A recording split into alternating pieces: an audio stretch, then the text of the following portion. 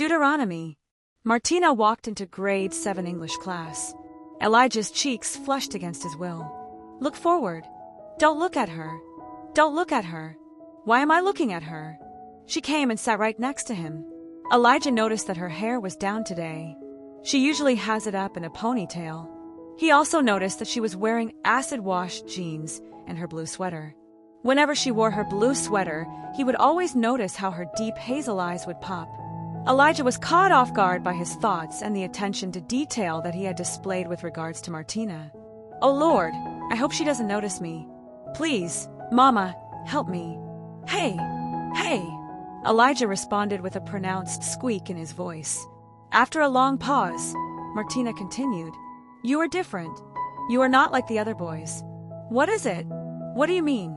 His heart stuck in his throat, and he was really wishing he were an earthworm at this very moment. Well, I didn't mean to offend you, but you are different. You don't show off like the other boys. You don't run after attention. You are not loud or rude. You're different. Listen, it's not a bad thing. It's a good thing. Thanks. Mama, please help. I don't know what to say. Trees. I want to be with the trees. I want to hug a tree. I want to hug her too. I think you're special too. You are different. Martina put her eyes down, looking to the ground, sensing his discomfort. The reality was that Martina's heart was in her throat too. So, what are you doing this weekend? I'm going to church. Church? Cool. What are you doing this weekend? Nothing. I have a gymnastics practice on Saturday. But that's it. English class started. And so did something else, a something else that would last a long, long time. Elijah heard nothing of that English class. Neither did Martina. Both were surprised at how they were feeling. The bell rang. Chairs were being pushed in. Backpacks filled. Papers sorted. Pencil cases stuffed. Elijah, as though in a trance, looked over to Martina and said, It was great talking to you. Thanks for talking to me. I hope you don't get hurt in gymnastics. They both exploded in laughter. And well, that sealed the deal. Elijah and Martina never looked at each other the same way. That night when his parents noticed that he didn't run to his room, or to the forest, or to his books, they knew something was wrong. Elijah, how was your day at school? It was amazing. The most amazing day of my life.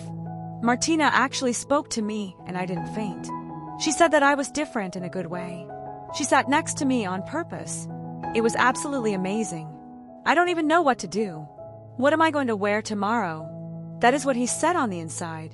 He smiled and grunted, Fine. That's it, fine. Sally was not convinced. Something was changing about her, Elijah. She could feel it like only a mother could feel it. Something was off. I hope no one upset him today. I hope he is not in some sort of trouble. I am sure that his friend Joshua told him something that upset him. I keep telling him not to trust his school friends. They are nothing like his friends at church. At least we know the families of the kids from church. But who knows what these kids are learning from their homes? I wonder if they are already introduced to drugs at this age. I need to call Abuna. I am worried about Elijah. She went on and on in her head. By the time she looked up, she saw that Elijah was off in the forest. She could have sworn that it looked like he was skipping. She squinted. Her heart stopped. Realization. Enlightenment. It had to be. There is no other option. It must be a girl. Yalowie. George can never find out that Elijah likes a girl. Oh no, who are her parents? Does she believe in God? Will she be baptized? Then all of a sudden she stopped, and she burst out laughing. Elijah was in grade 7. That's it. He was 11 years old. She had spiraled out of control like so many moms do when they feel like their little ones were in danger. And the relief she felt when she realized that her boy was beginning to have feelings for a girl and that he wasn't in fact in a drug ring at the school because of his friend Joshua, her relief was mostly in this one thought. Thank you, Jesus. I thought he was going to be monk with the way he has been behaving since his childhood. Thank God he is going to be normal. Heaven was actually quite unsure how to respond. The following days were like a dream for Elijah. They spent every English class next to each other. They would talk before class started. From the outside, it looked like no one else existed but Elijah and Martina. To them, these moments had a different quality. They were transported away, they somehow were able to break through the continuum of time and space.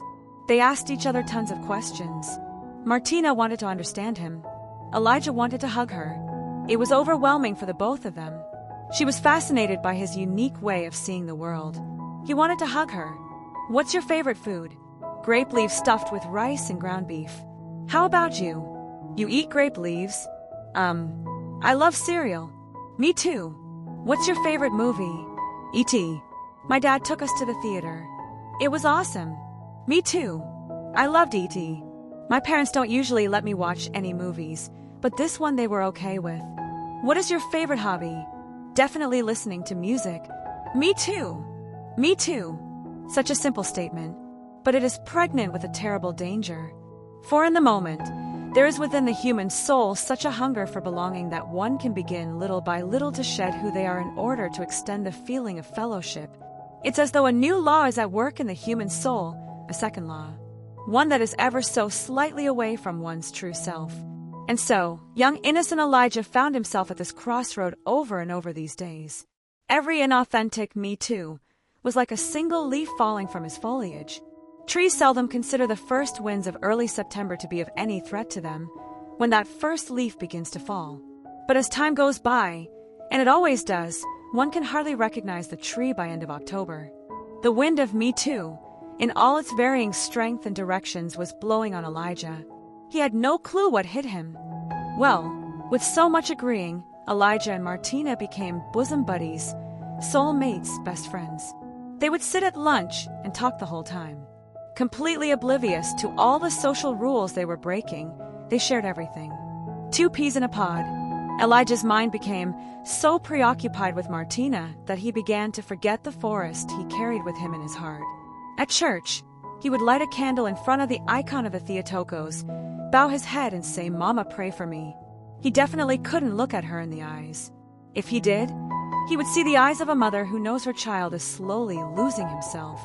But he didn't look at her. Something very strange happened in this season of Elijah's life. He became a lot more religious. Sadly, to a Coptic person this may sound like good news.